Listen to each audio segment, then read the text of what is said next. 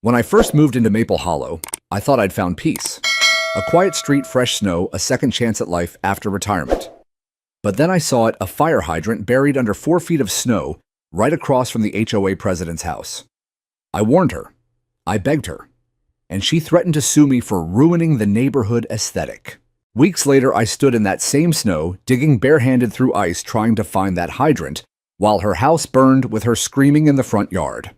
And in that moment, the truth came out of the flames. She hadn't just buried a hydrant, she'd buried the lives of everyone depending on it. This is the story of how pride nearly burned down a community, and how one man's refusal to stay silent changed everything. I pulled into Maple Hollow in the dead heart of January, when the roads were nothing more than frozen arteries, winding between hills of blinding white. The entire neighborhood lay under a hush, so complete it felt almost sacred, snow-laden rooftops. Perfectly aligned like soldiers at attention, icicles hanging from every eave.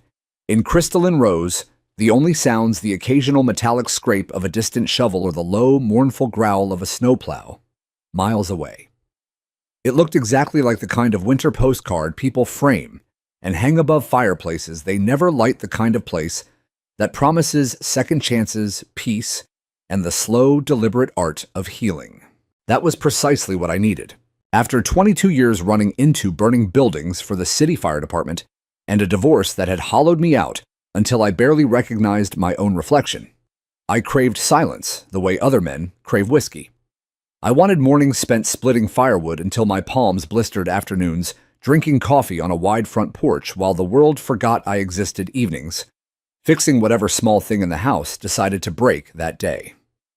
My daughter Abby was still living with her mother back in Ohio, but I had already painted her future bedroom a soft sage green and promised her endless mugs of cocoa with extra marshmallows whenever she visited. This house, this quiet cul-de-sac, was going to be the place where the healing finally started, mine first, and eventually hers. The day the U-Haul wheezed to a stop in front of 42 Maple Hollow Drive, my back already screaming from the 12-hour drive with a slipped disc that liked to remind me it was there every time the temperature dropped. A flash of movement caught my eye. A woman in a tailored red parka that probably cost more than my first fire engine was marching across the cul-de-sac as though the snow itself had been waiting for her permission to exist. She moved with the crisp authority of someone who had never once in her life been told no and meant it. She reached my driveway before I had even climbed down from the cab. "Welcome to Maple Hollow," she announced, voice bright and sharp as fresh ice cracking underfoot. Karen Delaney, president of the Homeowners Association. She extended a gloved hand. Her grip was firm, practiced, the kind that leaves you wondering if you just shook hands or signed a contract in blood. "Jack Cooper," I said, wiping diesel and road salt off my palm before taking it. "Just moved in." Her eyes flicked over me in one efficient sweep, the faded Station 16 hoodie under my open coat, the gray threading my temples. The way I stood favoring my left side because my back had decided today was a bad day. Something in her expression cataloged all of it and filed me under manageable. "We're so thrilled to have new blood," she continued, smile never reaching her eyes. "We take enormous pride in our aesthetics here. Uniformity, standards. I'm sure a man with your background appreciates the importance of rules followed correctly." She produced a 3-ring binder from under her arm, the way a magician pulls a rabbit out of a hat, except this rabbit was 800 pages of laminated tyranny. "Your welcome packet. Trash receptacles must be returned to the rear or side yard no later than 7:00 p.m. on collection day. No overnight street parking without prior board approval. Absolutely no flag signs, inflatable decorations, or lawn ornaments exceeding 18 inches in height. Holiday lighting is restricted to solid white or ice blue only, and must be removed no later than January 5th. Page 73 covers approved wreath diameters and ribbon widths." I took the binder. It was heavier than the Halligan tool I used to carry on my shoulder into burning buildings. "I'll get right on that reading," I managed. "Excellent." Her smile widened by exactly 1 millimeter. Early compliance prevents so many unnecessary complications later. Then she pivoted on her designer boots and marched back across the street, leaving perfect post holes in the pristine snow, like punctuation marks at the end of a threat. That night, I sat on the front porch steps with a beer I wasn't supposed to have because of the pain pills watching my breath bloom and vanish in the frigid air. Somewhere down the block, a garage door rumbled open and closed again. A dog barked once, then thought better of it. The silence pressed in thick and velvet. I told myself I could live with a few rules. I had spent more than 2 decades living with rules written in smoke and screams. A binder full of wreath measurements wouldn't kill me. 2 days later, I discovered what actually could. I was shoveling a narrow path from my garage to the curb, each scoop sending shooting pains down my sciatic nerve, when the blade of my shovel struck something solid beneath the packed snow. At first, I thought it was a buried landscaping rock. Then I dug deeper and uncovered a dull red edge. I kept digging, breath sawing in and out in white clouds, until the unmistakable shape emerged a fire hydrant completely entombed beneath a sculpted, deliberate mound of plowed snow and ice, at least 4 feet high and twice as wide. It looked like a grave someone had tried very hard to hide. Any firefighter alive would have felt the exact same ice water jolt in the gut that hit me right then. I had seen what happens when seconds are stolen by something as stupid as a blocked water source. I had carried out the consequences of those stolen seconds in body bags, too small to hold the weight of what they once contained. I stepped back, hands on my hips, staring at the frozen monument to someone's vanity. The hydrant sat dead center between my property line and Karen Delaney's pristine white colonial with its symmetrical evergreens and tasteful rope lights glowing ice blue, like she was running a 5-star igloo. I looked at that mound for a long time. Then I looked at her house again. And something inside me that had been numb for months woke up angry. The following afternoon, the sky hung low and bruise-colored the kind of January light that makes everything look like it's already morning. I pulled on my old department coat, still smelling faintly of smoke no dry cleaner could ever fully erase, and walked across the street with nothing in my hands except 22 years of muscle memory and a calm that comes right before the storm breaks. Karen opened her door mid-stride on a Peloton earbuds, in ponytail, swinging like a metronome set to intimidating. Behind her, the house glowed with the sterile perfection of a catalog shoot white marble counter's a Roomba, humming its obedient circles across dark hardwood, every throw pillow arranged at the precise 45-degree angle required by people who have never once had to drag a charged hose line through a living room. "Hey, Karen." I started keeping my voice the same tone I used on panicked civilians at 3 in the morning. "We need to talk about the fire hydrant between our houses. It's buried under 4 feet of packed plow snow. That's not just inconvenient, that's lethal." She killed the treadmill, pulled one earbud free, and regarded me the way a cat regards a bird that has just flown into the wrong living room. "I'm aware of the berm," she said, dabbing her neck with a towel monogrammed KD. "It was sculpted that way on purpose. The contractor calls it winter contouring. The hydrant is aesthetically disruptive." I felt my molars grind together. Aesthetically disruptive is a house fully involved because the first due engine wastes 2 minutes digging for water. I've been on those calls. 10 seconds is the difference between a kitchen fire and a coffin. Can we clear it? Her smile thinned to the width of a razor blade. The board voted unanimously last March to approve the winter landscaping package. The hydrant is city property.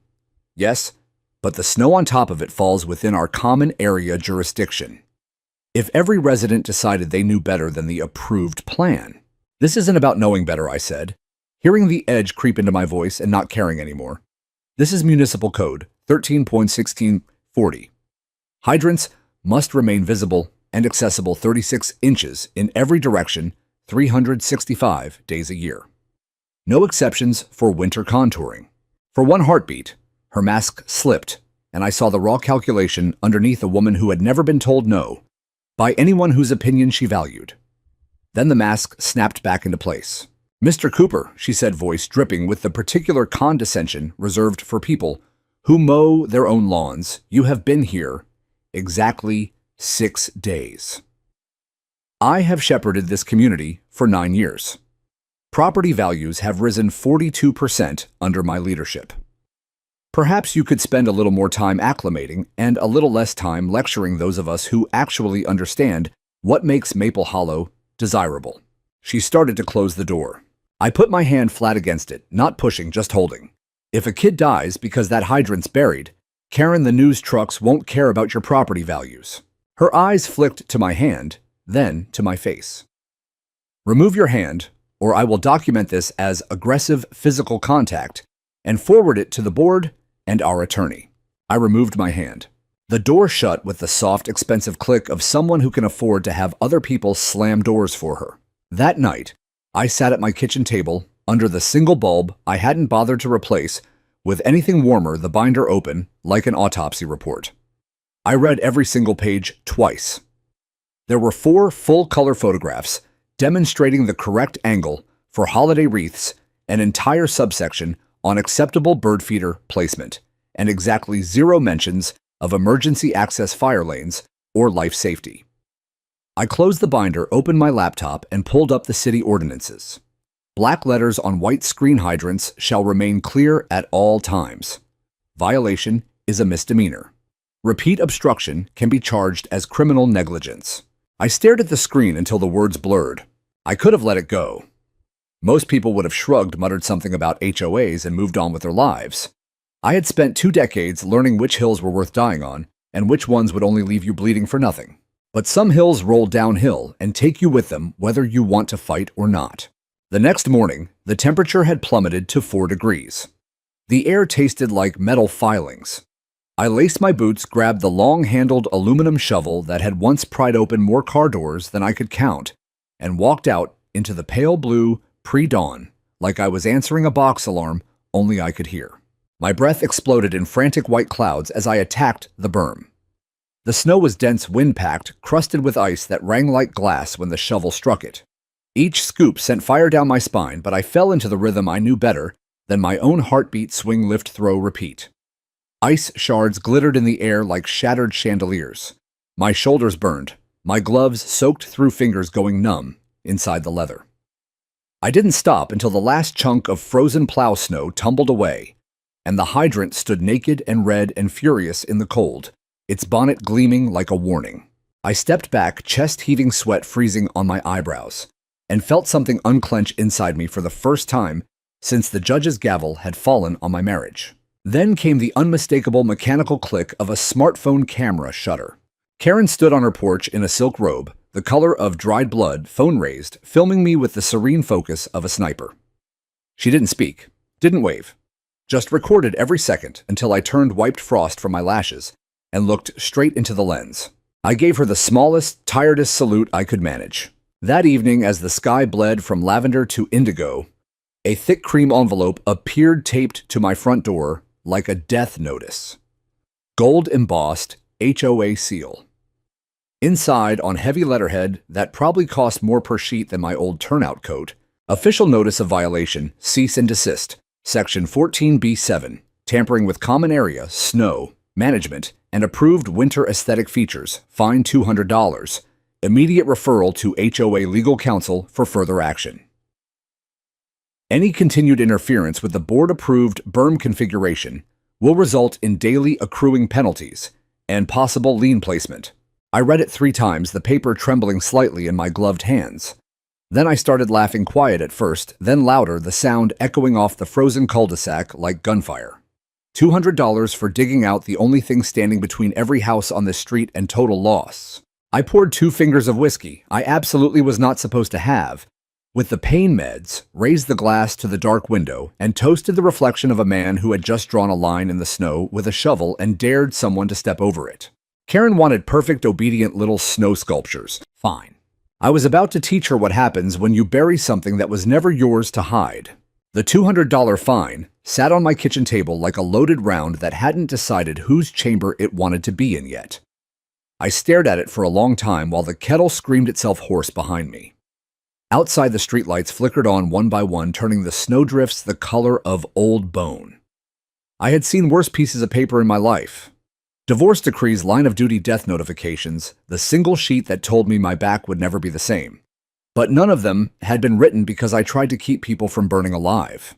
I poured coffee strong enough to float a horseshoe, opened a fresh legal pad, and started writing the way I used to write incident reports, calm, factual, impossible to ignore. To the Maple Hollow Homeowners Association Board. My name is Jack Cooper, 2 Maple Hollow Drive. I am a 22-year veteran of the City Fire Department, retired captain, Station 16. On 1/14, I uncovered the fire hydrant located between my property and 44 Maple Hollow Drive.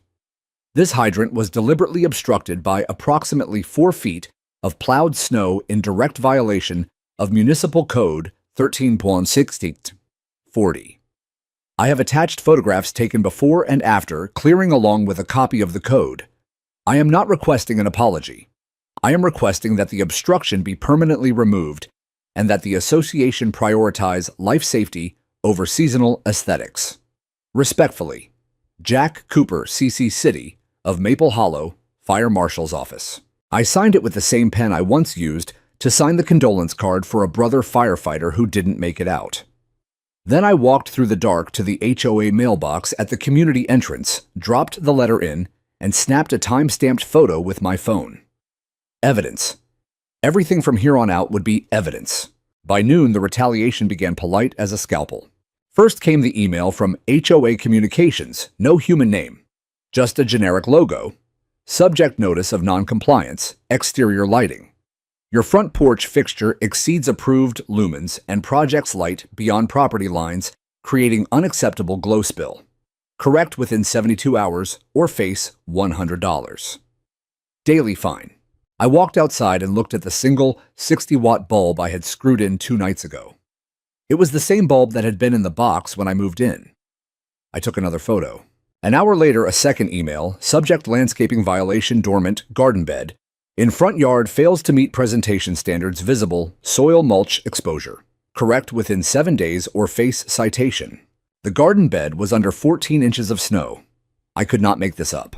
While I was still reading my phone, buzzed with a third notice, this one about unauthorized modification of common area snow features, and another $200 tacked on for repeat offense.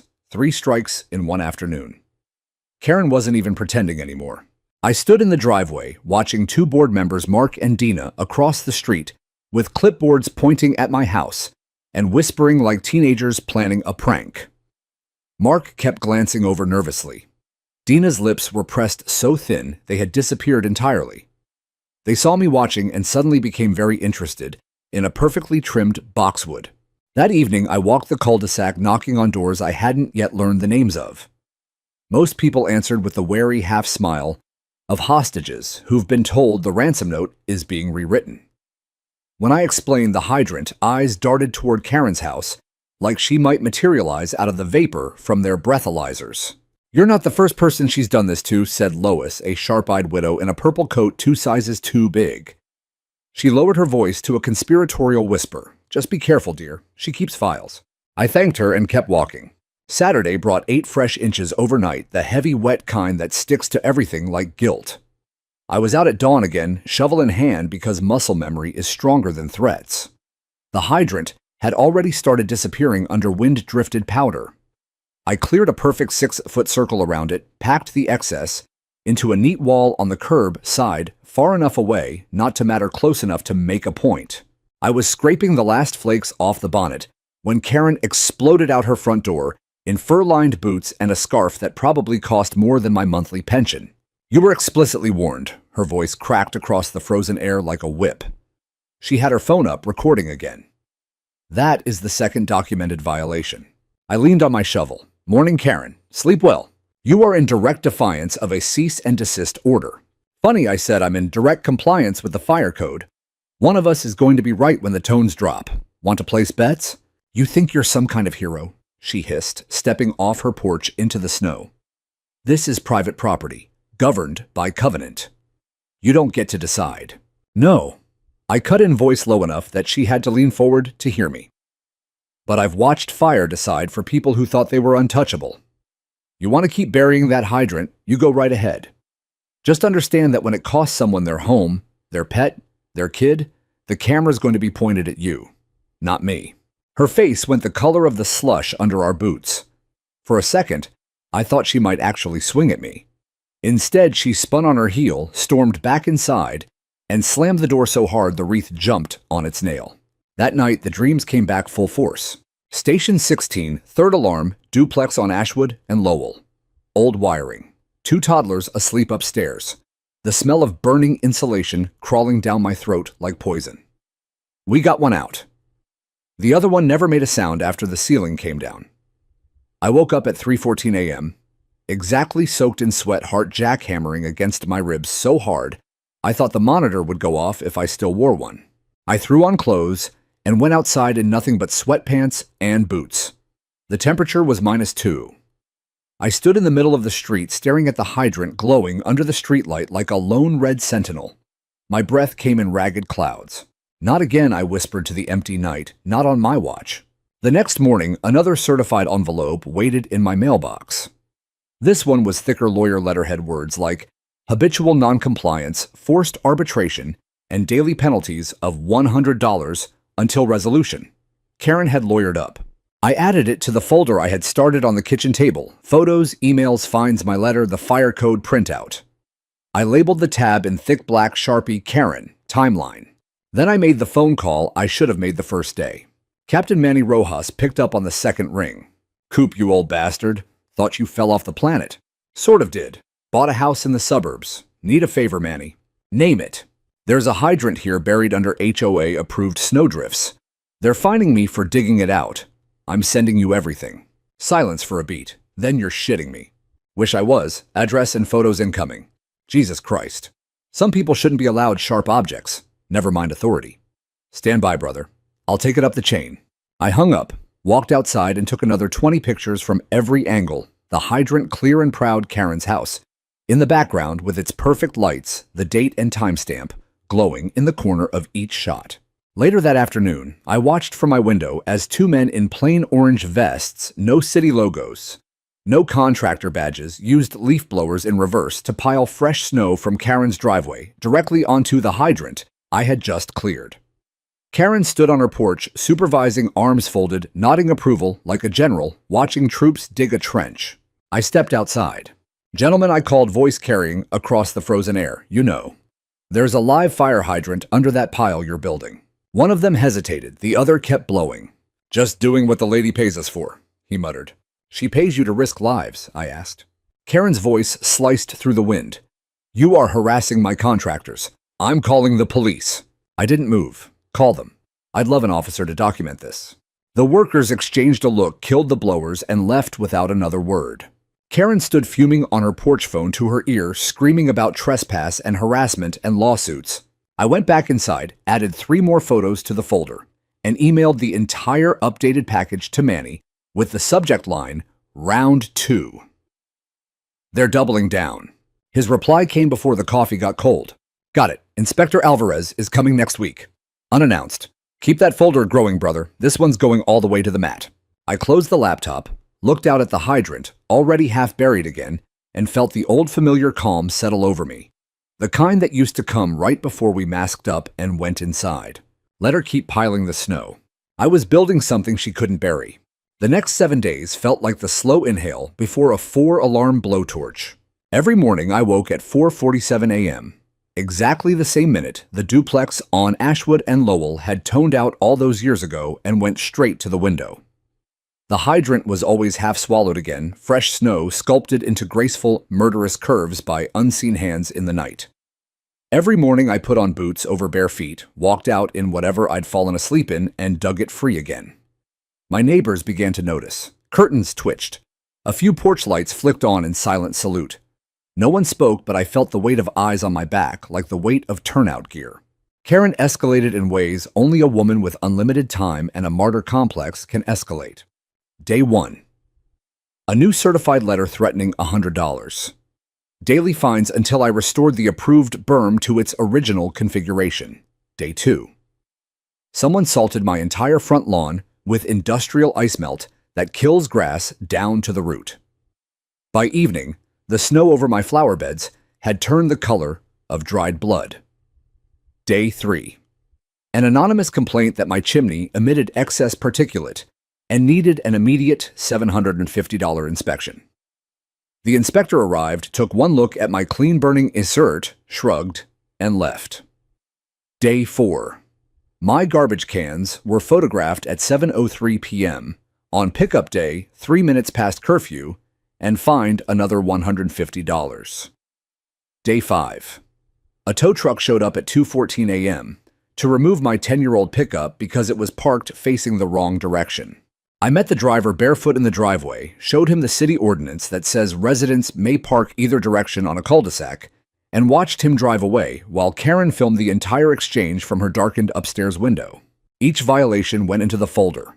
The folder was now 2 inches thick and growing like a tumor. I stopped answering the door for anyone wearing a lanyard. At night, the dreams got worse. I could smell the burning insulation again, taste the plastic smoke that coated the back of your throat and never left. Sometimes the toddler I couldn't reach had Abby's face. I would jerk awake, gasping, stumble outside, and stand guard over the hydrant until the sky turned the color of weak coffee. On the 8th morning, the city arrived.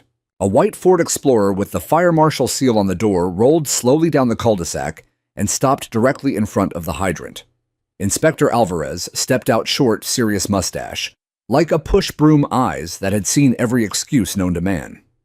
He took one look at the 4-foot sculpted mountain, then at me, standing on my porch in sweatpants and a department t-shirt that had more holes than fabric. "You, Cooper?" "That's me." "Captain Rojas said you were stubborn. He didn't mention insane." I managed half a smile. "Comes with the pension." Alvarez walked a slow circle around the berm, probing it with a steel rod the way we used to probe for hot spots in a collapsed floor. He took photos from every angle, measured depth, noted the deliberate packing ridges left by a snowblower used in reverse. Then he looked across the street. Karen was already marching over in a black coat, with a fur-trimmed hood, cheeks flushed with fury and cold. "May I help you?" she called, voice sweet enough to rot teeth. "Fire Marshal's office," Alvarez said, without looking up from his clipboard. "Responding to multiple reports of obstructed hydrant." "That berm is part of our approved winter landscaping plan," Karen began. Alvarez finally met her eyes. "Ma'am, municipal code doesn't have an exemption for pretty. This is 4 feet of deliberate obstruction. 36 inches clear in all directions 24/7, 365. You're in violation." Karen's chin lifted. "This is a private community governed by..." "Fire doesn't read covenants, ma'am. It reads temperature." He tapped the mound with his rod. "This stays buried next time we roll on a working fire here. We're digging with shovels while your house becomes a chimney. And when that delay costs lives or property, the city attorney gets involved. And after him, the state fire marshal. And after him, the news trucks. You want to keep going down that road, be my guest."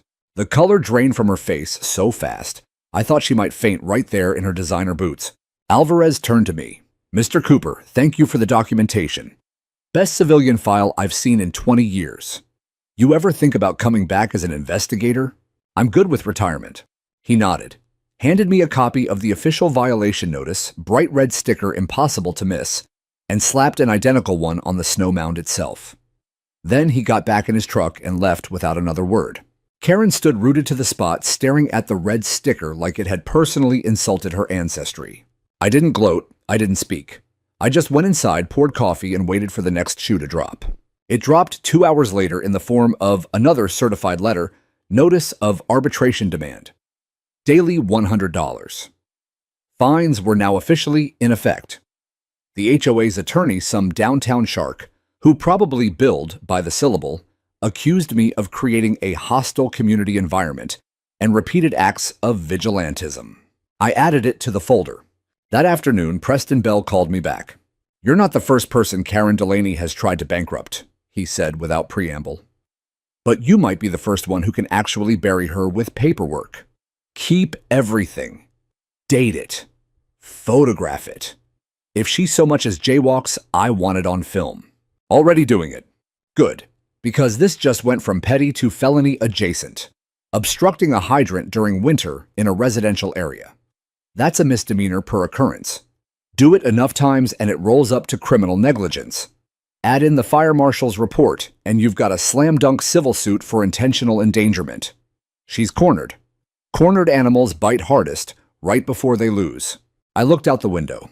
Fresh snow was already drifting across the hydrant, again soft and innocent as forgiveness.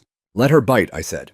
That night, Rachel, young mom, 2 doors down, always waving when she walked her toddler in the ridiculous fox-eared snowsuit, knocked on my door holding a plate of cookies and shaking so hard the plate rattled. "I can't stay long," she whispered. "I saw her. Last week. She told the landscapers to pile extra snow on the hydrant specifically to teach the new guy a lesson. I heard her say it. I was pretending to check the mailbox. I'm scared, but here. She handed me a folded sheet of notebook paper with the date time and her signature. Witness statement. I took the cookies and the paper and felt something crack open in my chest that had been frozen solid for years. Thank you, I said. My voice came out rough. She hugged me quick and fierce, then fled back into the dark. I ate 3 cookies standing over the sink, added Rachel's statement to the folder, and emailed everything to Preston Alvarez and Manny with the subject line, witness plus pattern of intent. Manny texted back 30 seconds later. Inspection team is coming tomorrow. Official. Marked vehicles. News truck invited. Hold the line, brother. I looked at the folder now, 3 inches thick tabs color-coded like a war room, and realized I wasn't defending myself anymore. I was prosecuting. Wednesday, 7:42 a.m. The temperature was 8 degrees, and the sky the color of a dirty nickel when the cavalry finally rolled in. 2 city fire department pickups lights off, but official seals blazing on the doors, followed by a white van with the Channel 4 logo discreetly parked 1 street over, so Karen wouldn't spot it too early. Inspector Alvarez stepped out first, clipboard in hand, flanked by a uniformed lieutenant and a photographer from the Fire Prevention Bureau. They moved like men who had done this dance before and knew exactly whose music was about to stop. I was already on the porch in Carhartt overalls and the same boots I'd worn into a dozen working fires, coffee steaming in a chipped Station 16 mug. Alvarez gave me the smallest nod respect between 2 people who have carried the same ghosts. Karen burst out her front door 30 seconds later like a woman who'd heard the trumpet of Judgment Day and realized it was playing her name. She had thrown a camel hair coat over yoga clothes, hair still in curlers under a silk scarf, face blotchy with sleep and fury. "This is private property," she shouted before anyone had even opened a toolbox. "You have no jurisdiction here." Alvarez didn't break stride. "Ma'am, fire hydrants are city property and fall under state fire code. Step back, please." The photographer started shooting wide shots of the berm close-ups of the deliberate sculpting the red violation sticker now half buried again. The lieutenant produced a metal measuring tape and began documenting the exact depth of obstruction while Alvarez narrated into a body cam. 4 feet 2 inches of packed snow and ice. Deliberate reverse blower ridges visible. Hydrant completely concealed from street view. Second documented offense in 9 days. Karen tried to insert herself between the lens and the mound. "This is harassment. I will have your badges." Alvarez finally looked at her. "Ma'am, you can either stand aside and let us finish our inspection, or I can cite you for interfering with a fire official in performance of duty. Your choice." For the first time since I'd met her, Karen Delaney had nothing to say. The inspection took 12 minutes. When they were done, Alvarez slapped a second bright red violation sticker on the mound, this one with the words, "Criminal Referral Pending," in 2-inch block letters. Then he turned to me. "Mr. Cooper, the city thanks you for your diligence. This obstruction is now officially on the record. Any further coverage will be treated as intentional." Karen made a sound like a kettle about to explode. The Channel 4 van rolled forward the moment the city trucks pulled away. A reporter named Daniela Ruiz hopped out with a cameraman and a smile sharp enough to shave with. "Hi, quick question. Is this the neighborhood where the HOA president keeps burying the fire hydrant?" I started to answer, but Karen found her voice again. "This interview is over. You are trespassing." Daniela's smile never wavered. "Ma'am, I'm standing on a public street. Would you like to comment on why Maple Hollow's fire hydrants are being deliberately obstructed for aesthetic reasons?" Karen actually lunged for the camera. The cameraman sidestepped. Daniela kept talking into her mic like nothing happened. "Sources tell us one resident, a retired firefighter, has been fined thousands for trying to keep emergency equipment accessible. We'll have more tonight at 6. Karen stormed back inside and slammed the door so hard the wreath fell off and shattered on the porch. By 5:30 p.m., the story led the local news. They blurred the neighborhood sign and Karen's letterhead, but they used my photos, Rachel's blurred face interview bite. I heard her tell the crew to bury it to teach him a lesson, and crystal clear footage of the red violation stickers glowing against the snow. The anchor closed with, "When beauty standards put lives at risk, who wins pretty snowdrifts or public safety?" Maple Hollow's Facebook group exploded. Neighbors who had stayed silent for years suddenly found keyboards. Someone posted a poll, should we keep burying hydrants for curb appeal? 94% voted no. Cookies started appearing on my porch. Lasagna. A bottle of 18-year-old Glenlivet with a thank you note. A child's crayon drawing of a red fire hydrant wearing a superhero cape. Karen issued an emergency HOA bulletin at 9:02 p.m.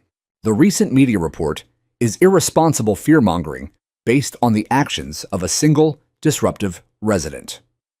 The board is addressing the matter internally and asks the community to refrain from speaking to journalists. Translation: shut up or else. It didn't work. Thursday morning, I found Lois, Rachel, and 6 other neighbors in my driveway, holding shovels like pitchforks in an old monster movie. We're doing a hydrant check, Lois announced, all 17 in the development. You coming, Captain? I grabbed my shovel and followed. We cleared every single one. Kids rode by on sleds, cheering. Someone started a group text called Operation Red Sentinels. By noon, every hydrant in Maple Hollow glowed like stoplights against the snow, surrounded by perfect 6-foot circles of bare pavement. Karen watched from her window the entire time. I could feel her glare like laser burns between my shoulder blades. That night, the emergency HOA meeting notice went out Wednesday, 7 p.m., Community Center. Agenda item number 1, disciplinary action against resident in repeated violation of covenants. They scheduled it on the shortest possible legal notice, and at a time half the neighborhood had school concerts, classic Karen.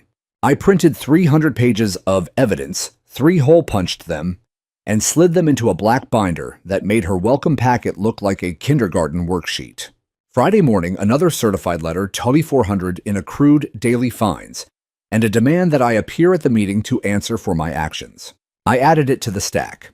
Friday night, I sat on the porch with the binder on my lap and the Glenlivet open beside me. The sky was clear stars, sharp enough to cut glass.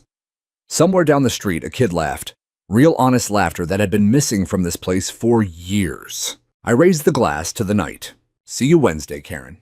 The war wasn't over, but for the first time since I'd moved in the battlefield, was finally level. And I wasn't fighting alone anymore. Wednesday, 7:03 p.m. The community center smelled of burnt coffee and fear.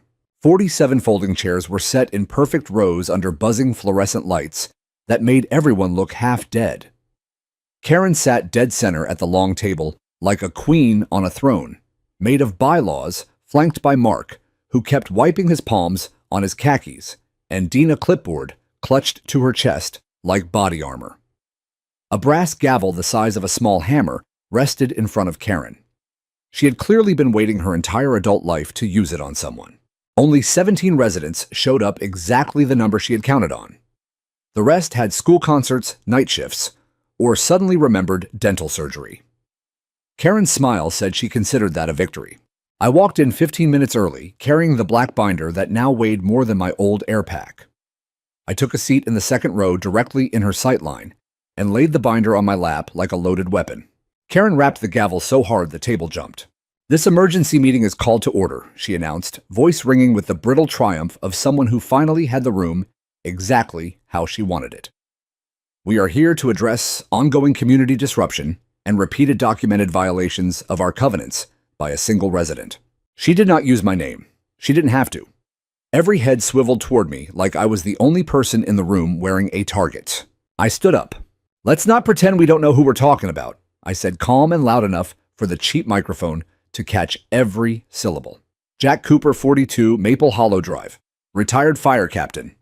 The man you fined over $3,000 for digging snow off a fire hydrant. A collective inhale rippled through the room. Karen's gavel cracked again. Mr. Cooper, you will wait for public comment period. No, I said, stepping into the aisle. This stops being public comment when you try to bankrupt someone for saving lives. You want to talk violations? Let's talk violations. I opened the binder. Item 1, Municipal Code 13.1640. Hydrants must remain accessible 36 inches in all directions. 24 7, 365. Here's the fire marshal's report. 2 separate inspections confirming deliberate obstruction. Red sticker still on the snow if anyone wants to take a walk after this. I dropped the first stack of pages on the table in front of Mark. He flinched like it was a live grenade. Item 2. Witness statement from Rachel Nguyen, dated, signed, notarized. She heard the HOA president instruct contractors to bury the hydrant, specifically to teach the new resident a lesson. I dropped Rachel's statement next. Dina's knuckles went white on her clipboard. Item 3, video evidence. 3 separate occasions of the president herself operating a snowblower to recover the hydrant after it was cleared, time-stamped, forwarded to the city attorney this morning. I laid the stills from the videos like playing cards. One showed Karen's face, clearly teeth bared in fury, snow flying in a perfect arc onto the red cap. Karen's face had gone the color of the violation stickers. Item 4, I continued voice steady Fire Marshal Alvarez's official memorandum stating that continued obstruction may constitute criminal negligence. That word, criminal, appears 6 times. The room was so quiet, I could hear Mark's wedding ring clicking against his thigh as he shook. Karen found her voice. This is slander. We have our own documentation of threats, harassment. I opened the second half of the binder. Feel free to read your documentation, aloud, Madam President. I'll wait. Because I have the originals right here, every email, every fine, every certified letter, and every single one is dated after I uncovered a buried hydrant. Not one complaint exists before that moment. Funny how that works. I turned to the room. This isn't about me. This is about every one of you. Your kids, your dogs, your photographs and wedding albums, and the baby's first Christmas ornament. That hydrant is the difference between a kitchen fire and a coffin. Between getting out with the clothes on your back and not getting out at all. Lois stood up in the back row, 81 years old, and steady as granite. I've lived here 26 years, she said, voice cutting through the room like a bell. Longer than any of you. I remember when this HOA was about block parties and watching each other's houses when someone went on vacation. Not terrorizing a man for doing the right thing. I cleared my own hydrant last week. Find me too, Karen. A young father in a navy peacoat stood next. Mine's clear too. Add my name to the list. Then a woman I only knew as the one with the golden retriever. Same here. Within 30 seconds, 11 people were on their feet. 11 out of 17. Karen's gavel trembled in her hand like a leaf in a hurricane. This is not a vote, she snapped. This is not... It's a community, I said quietly. And it just spoke. Mark cleared his throat, the sound wet and desperate. I move we table any disciplinary action pending a full safety review. Dina opened her mouth, looked at the room, and closed it again. Karen stared at Mark like he'd grown a second head. Second Lois called from the back. All in favor, Mark's voice cracked like thin ice. 11 hands shot up. Karen's and Dina's stayed down. Motion carried. Karen brought the gavel down one last time, not to close the meeting, but because it was the only thing she still had control over. The crack echoed like a gunshot. Then she gathered her papers, stood so fast her chair rolled backward and crashed, and walked out without another word. The room exhaled as one. Afterward, people lingered in the cold parking lot under the security lights. Hands were shaken, backs slapped. Someone pressed a thermos of hot chocolate into my hands. Rachel hugged me so hard I felt her tears soak through my coat. She's going to come for you harder, she whispered. I know, I said. Lois patted my arm. We'll be ready. I walked home under a sky full of hard, bright stars. The hydrant glowed under the streetlight untouched for the first time in weeks. My driveway was clear. My porch light was on. For the first time since January, Maple Hollow felt like a neighborhood instead of a prison with better landscaping. But the war wasn't over. Karen didn't lose quietly. She regrouped. And somewhere in the dark, I could already hear the next storm gathering. The blizzard arrived on a Thursday night in late February with all the subtlety of a freight train full of knives. It started as innocent flurries at sunset, fat lazy flakes drifting past the porch light like slow-motion confetti. By 9 p.m., the wind had teeth. By 11 p.m., it had gone feral. Trees bowed until their spines cracked. Power lines sang a high, desperate note that made the fillings in my teeth ache. The weather alert on my phone screamed in red capitals. Winter storm, warning, blizzard conditions, winds, 55 plus mph, near zero, visibility, life-threatening travel. I stood at the window with a mug of coffee gone cold hours ago, watching the world disappear, sheet by sheet. The hydrant across the street, my hydrant glowed under its new solar cap, a single red eye refusing to blink. I had cleared it twice already that week, and the city had installed a 7-foot reflective pole on top, so no plow jockey could ever accidentally bury it again. It stood proud and defiant in the teeth of the gale. I should have gone to bed. Instead, I kept watch like the probie who still believed vigilance could stop bad things from happening. At 1:13 a.m., the sirens came. Not the polite, distant wail you hear in the city.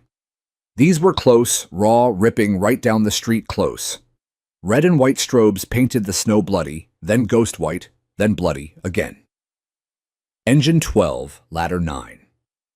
The battalion chief's Tahoe. They screamed into the cul-de-sac and braked hard in front of Karen's house. Flames were already clawing out of the second-floor bedroom window bright, hungry orange against the black and white night. The fire had a voice, a low, greedy roar that swallowed the wind.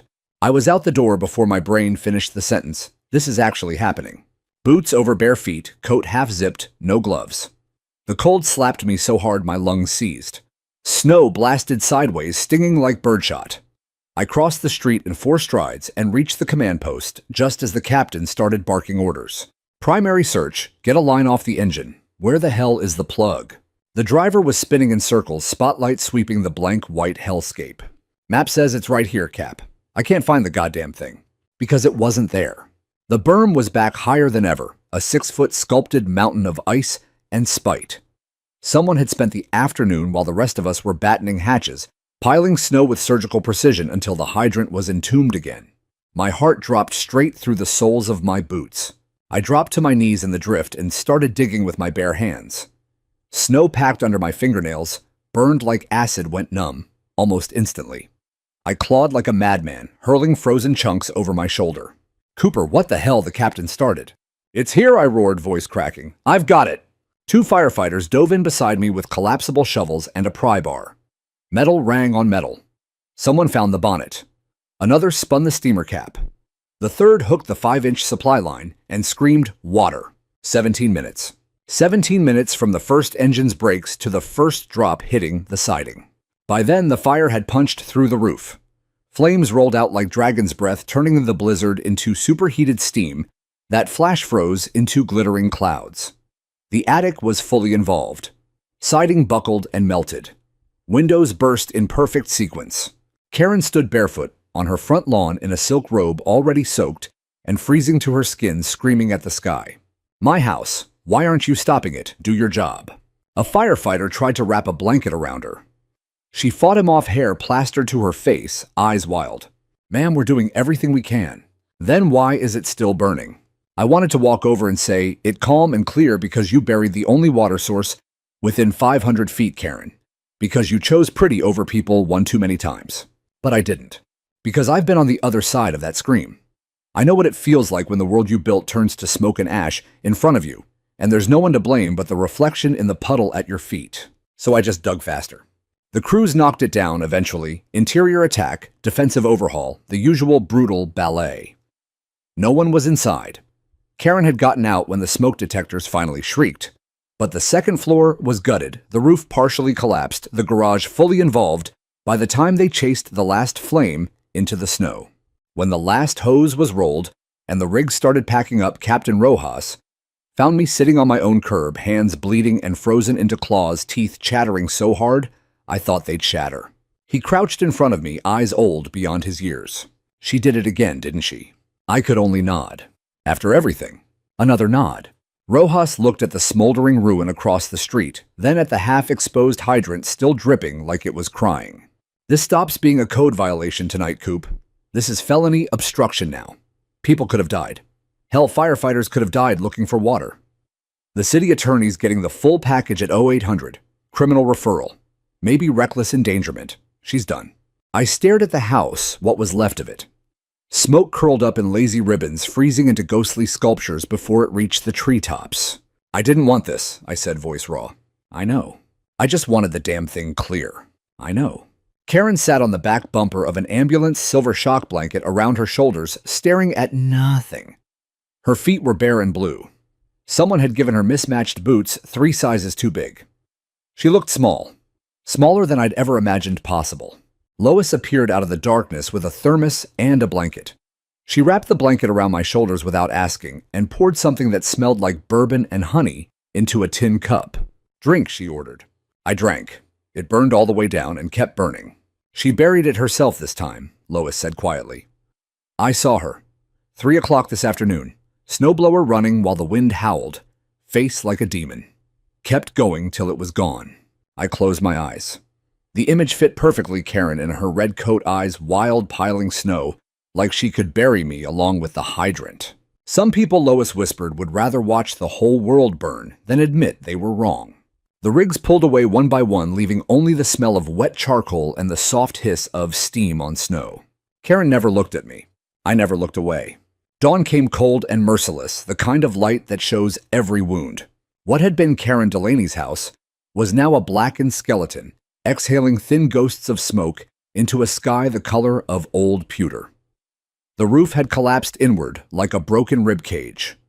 Icicles of frozen runoff hung from charred beams glittering like glass knives in the first pale rays.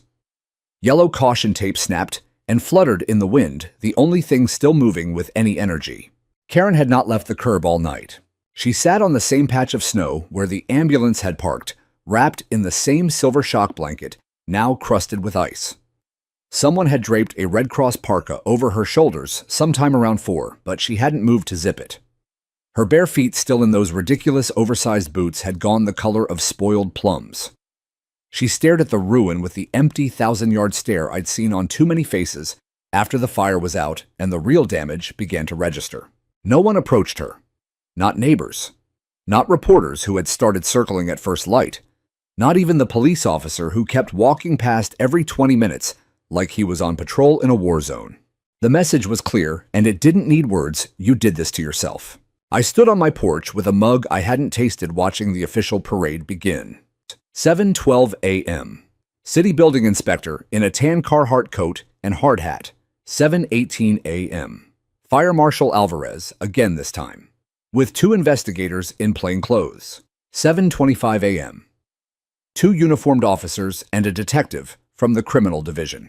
They moved with the slow, deliberate choreography of people who already knew what the ending would be. Alvarez knelt by the hydrant, now fully exposed and dripping like it was bleeding, took measurements, photographs, scrapings of the ice crust for toolmark evidence. One of the plainclothes guys bagged sections of the snowblower track that were still visible in the driveway, perfect reverse ridge patterns matching the ones in my earlier photos. Karen watched them the way a condemned woman watches the gallows being built. At 8:03 a.m., Officer Mendez, the detective, walked over to my porch. "Mr. Cooper, need a formal statement whenever you're ready. No rush." I nodded. "Give me 10 minutes to change out of these frozen clothes." He glanced at my hands, raw split, crusted with blood and ice, and winced. "Take 20 and get those looked at." Lois appeared at my elbow with fresh coffee and a first aid kit the size of a lunchbox. She didn't ask if I wanted help. She just started cleaning the cuts with alcohol that made me see stars. "You look like you wrestled a polar bear and lost," she muttered. "Feels like it." Across the street, Alvarez approached Karen. I couldn't hear the words, but I didn't need to. Her shoulders folded inward like wet paper. She nodded once, slowly, to whatever question he asked. Then she stood swaying, boots crunching on frozen debris, and let them lead her to the back of a patrol car. No cuffs, no drama. Just the quiet, inevitable click of a door closing on a life that had finally run out of exits. By 10 a.m., the news vans were 3 deep. Daniela Ruiz stood in front of the wreckage doing a live shot, voice steady, eyes bright with the scent of a Pulitzer. Sources confirm the homeowner and former HOA president deliberately re-obstructed the hydrant yesterday afternoon, less than 24 hours after receiving a criminal referral warning. That decision cost her everything you see behind me. They cut to file footage of the red stickers, my photos, Rachel's blurred interview. Then they rolled the new cell phone video someone had shot at 3:17 a.m. Me on my knees in the blizzard digging with bare hands while flames roared overhead. The Chiron read, "Retired firefighter tries to save the home of the woman who tried to ruin him." I turned the TV off. Preston Bell called at 11:07. "It's over, Jack. City attorney just filed. Felony reckless endangerment, misdemeanor obstruction of emergency equipment, possible civil penalties, under state fire code. She'll take a plea to keep it under 5 years. The HOA's insurance carrier is already cutting a settlement check to avoid the inevitable lawsuit. You're done fighting." I stared out the window at the yellow tape flapping like surrender flags. "Doesn't feel like winning," I said. "It never does when someone has to lose everything for the rest of us to wake up." Rachel showed up at noon with her toddler on her hip and tears in her eyes. "I just needed to say it out loud," she whispered. "If that fire had jumped, Daniel's room is on the side facing her house. You saved my baby and you didn't even know it." She hugged me so hard, the little boy started giggling and patting my cheek with mittened hands. More neighbors came, quietly, one by one. Some left food. Some just stood in the driveway and looked at the hydrant like it was a war memorial. No one mentioned Karen by name anymore. She had become the thing we don't speak of like a curse or a ghost. At 3:14 p.m., the city crew arrived with a flatbed and a demolition claw. They started tearing down what was left of the house, methodical, almost gentle the way you lower a casket. Dust and ash billowed up and froze midair, drifting like gray snow. I watched until the last wall fell. Then I went inside, opened the box on the top shelf of my closet, the one labeled Karen, Timeline, and added the final documents. Criminal complaint. Fire investigation summary. Alvarez's supplemental report. Delay in water supply directly attributable to deliberate obstruction by homeowner. I stared at the stack for a long time. Then I closed the lid. And for the first time in 2 months, I didn't lock it. Because some chapters end not with a bang, but with the soft final sound of a door you never have to open again. The snow finally stopped on the first day of March, as if the sky itself had run out of ammunition. Maple Hollow woke up to a world stripped bare, every flaw, every scar, every buried thing now lay exposed under a thin, merciless crust of ice that sparkled like broken glass.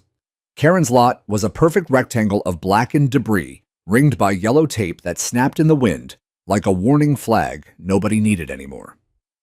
The hydrant across the street stood taller than ever, its new reflective pole catching the sunrise and throwing it back in defiant red flashes. People moved differently now. They walked in the street instead of on sidewalks because the sidewalks still held drifts waist-high in places. They waved when they passed each other, real waves, not the tight-lipped nods of hostage negotiation. Kids dragged sleds and laughed out loud, the sound carrying for blocks because no one shushed them anymore. Porch lights stayed on later. Doors were left unlocked. Someone started a group text called Hydrant Patrol, and within 48 hours, every single one of the 17 hydrants in the development had been adopted by a family painted bright colors and fitted with solar caps that glowed soft amber all night like nightlights for the whole neighborhood. The HOA board was gutted in a special election held in Lois's living room because the community center suddenly felt too formal. Karen's name was removed by unanimous voice vote. No one even pretended to abstain. Dina resigned the same night, packed a U-Haul, and moved to a condo in Florida before the ink was dry.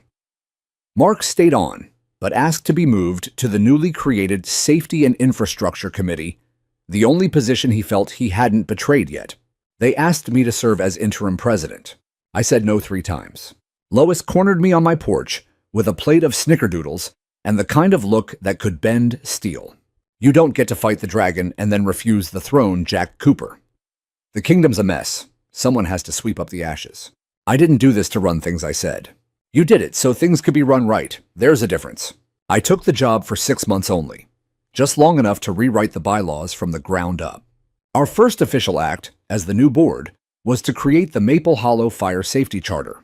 Every hydrant checked and photographed monthly by volunteer teams, no contractors, no exceptions. All fines redirected into a safety fund, new smoke detectors for seniors, free chimney cleanings, driveway reflectors for emergency vehicles. Aesthetic guidelines reduced from 42 pages to 1. Don't be a jerk. If it endangers lives, it's out. Monthly community potlucks, mandatory fun, Lois called it. We turned Karen's empty lot into a pocket park. Rachel spearheaded the design-winding brick path, 4 benches in a circle, a little free library shaped like a red barn, and dead center where the hydrant would have been. If it hadn't belonged, across the street a bronze plaque set into a boulder, in grateful memory of the night we learned that beauty can kill, but courage digs through snow. Dedicated to Vigilance Community and the man who refused to let us burn. Maple Hollow, March 2025. They unveiled it on a Saturday in April, when the first crocuses were pushing up through the ash-enriched soil like tiny purple flags of surrender and victory at the same time. Abby came for the ceremony. She stood beside me in a denim jacket, 2 sizes too big mine from when I was still whole, and read the plaque out loud, voice catching on the last line. "You never told me they were going to put your name on it," she whispered. "They didn't," I said. "Look again." She did. There was no name, just the date and the words. She hugged me sideways hard enough to crack ribs. "I'm proud of you, Dad." Those 5 words healed more than any physical therapy ever touched. That summer, the kids painted the hydrants like Easter eggs. One got a mural of flames turning into water. Another became a giant minion. A third got a rainbow stripe because little Daniel Nguyen insisted rainbows keep bad guys away. Nobody wrote a single violation notice. Nobody wanted to. We held the first annual Hydrant Festival in August, bounce houses, a fire truck ladder ride. Captain Rojas brought Engine 12 and let the kids spray the hose until the street ran like a river. Someone hung a banner across the entrance. "Welcome to Maple Hollow, where the hydrants are free and the people are finally awake." I stood at the edge of the crowd with a lemonade in one hand and Abby's hand in the other, watching neighbors I barely knew a year ago laugh like old friends. Lois was judging the chili cook-off with a wooden spoon and zero mercy. Rachel's husband manned the grill wearing an apron that read, "I cleared my hydrant and all I got was this lousy paradise." Mark, quiet, humbled Mark, was teaching a group of kids how to properly wrap a hose line. No one mentioned Karen anymore. Her name had become the neighborhood Voldemort, he who must not be named. Rumor was she'd taken a plea, moved 3 states away, and was working retail under her maiden name. Some said she still sent anonymous letters to the HOA mailbox, trying to get the holiday light color restriction reinstated. They went straight into the fire pit at the next potluck. One October evening, I found myself alone on the porch, with the old black binder, the one that had once been my weapon. The air smelled of wood smoke and fallen leaves. The hydrant across the street glowed soft amber under its solar cap, surrounded by a perfect circle of fallen maple leaves someone had raked into the shape of a heart. I opened the binder for the first time in months. Page by page, I fed it into the fire pit. Fines, certified letters, violation stickers, the cease and desist that started it all. The paper curled, blackened, and floated away as sparks into a sky full of stars. When the last page was ash, I closed the lid on the empty fire pit and felt something settle inside me. Something that had been clenched since the night I carried out a toddler who weighed less than my air pack. Peace, maybe. Or at least the closest thing to it I was ever going to get. The following February came in gentle, almost apologetic. No blizzards, no white-knuckle winds. Just soft, steady snow that fell straight down and stayed where it landed, like the sky had finally learned how to apologize without making a scene. I stood on the porch on the first quiet morning of the season, coffee, steaming in the same chipped Station 16 mug I'd carried through every chapter of this story. The air smelled clean wood smoke and cold pine, and the faint sweetness of someone's fireplace burning cherry wood. Across the street, the hydrant wore a perfect 2-inch cap of fresh powder, but the solar cap glowed steady amber beneath it, and the 6-foot circle around the base was already cleared by Eli, the high school kid, who had claimed this one as his senior project. He'd painted it last spring, bright red base fading upward into stylized orange and yellow flames that turned into blue water at the top. Underneath, in careful white letters, "From ashes we rise. Never buried again. Maple Hollow, 2025. Abby's car crunched up the driveway at 10:14 a.m., tires throwing little rooster tails of snow. She was home for winter break from Ohio State, taller every time I saw her hair longer, eyes older. She climbed out in the ugly Christmas sweater I'd sent her as a joke and ran straight into my arms like she was still 8 years old. "Dad," she said into my coat voice, muffled, "it smells like peace out here." I laughed, the sound surprising both of us. Took us long enough to earn it. We spent the day doing nothing important and everything that mattered, making hot chocolate with too many marshmallows, hanging the single string of multicolored lights she insisted were retro cool, even though the old HOA would have had a stroke building a lopsided snowman in the front yard that Daniel Nguyen immediately decorated with a plastic fire helmet he'd begged off Rojas. At dusk, the neighborhood gathered unplanned, unannounced, the way the best things happen now. Someone started a bonfire in the new pocket park where Karen's house used to be. Someone else brought folding chairs. Someone else brought chili and cornbread and a cooler of hot cider laced with bourbon for the grown-ups. Kids ran in circles with sparklers that painted the snow gold. Lois arrived with her famous 7-layer bars and claimed the best bench like it had her name engraved on it. Rachel and her husband carried a blanket big enough for 6. Mark showed up with his wife and 2 teenagers who looked embarrassed and proud at the same time. Even Captain Rojas rolled through in his personal truck lights off just another neighbor tonight. We formed a loose circle around the fire. Someone passed me a mug that smelled like cinnamon and trouble. The snow kept falling soft as forgiveness. Lois stood first, 82 now, and steady as ever. A toast, she said, raising her cider. To the man who moved here looking for quiet and gave us back our souls instead. Glasses lifted. Someone started clapping, then cheering. Then Abby was pushing me forward, laughing and crying at the same time. I didn't have a speech prepared. I never do.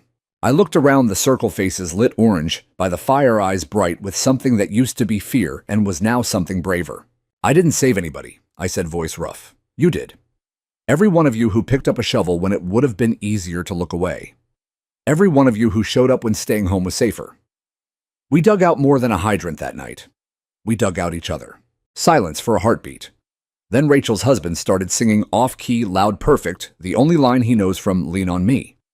Half the circle joined in, then the kids, then all of us drunk on cider and relief, and the simple miracle of being alive in the same place at the same time without anyone measuring wreath diameters. Later, when the fire was down to embers and most people had drifted home with rosy cheeks and full bellies, Abby and I stood alone by the plaque in the pocket park. Snow had already dusted the bronze letters, softening the edges. She slipped her gloved hand into mine. You ever think about her? She asked quietly. Sometimes, I admitted. Wonder if she's warm. If she's sorry. If she's learned anything. Do you forgive her? I watched a flake land on the plaque, melt and disappear. I forgive the part of her that's in all of us, I said. The part that wants control more than connection. The part that chooses pretty over people. I hope she finds her way out of that. I hope we all keep finding our way out of that every single day. Abby leaned her head on my shoulder. You did good, Dad. No, I said, squeezing her hand. We did good. We walked home under streetlights that no longer felt like interrogation lamps. The hydrant glowed its steady amber heartbeat. Every other hydrant up and down the cul-de-sac did the same 17 small lighthouses in a sea of white, promising that if the worst ever came again, we would be ready. Inside the fireplace crackled. Abby fell asleep on the couch halfway through It's a Wonderful Life, same as when she was little.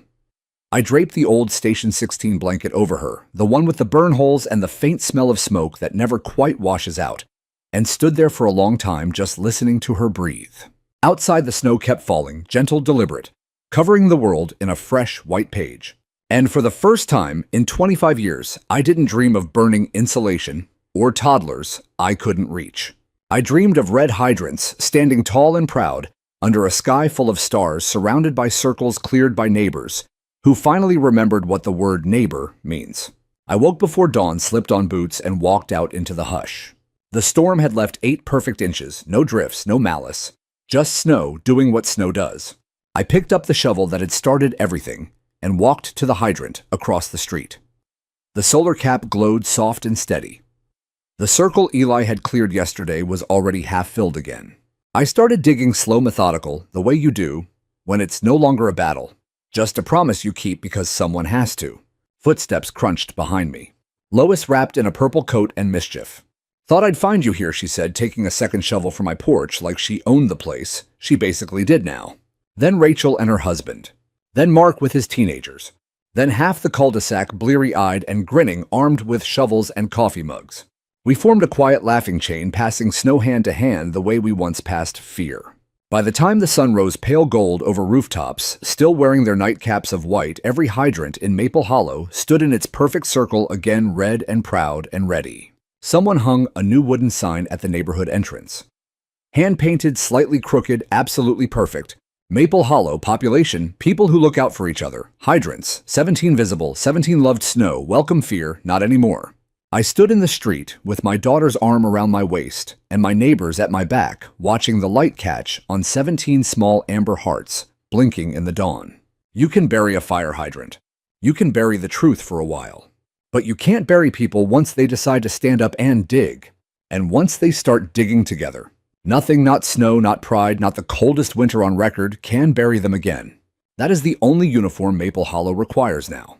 And it fits us all perfectly.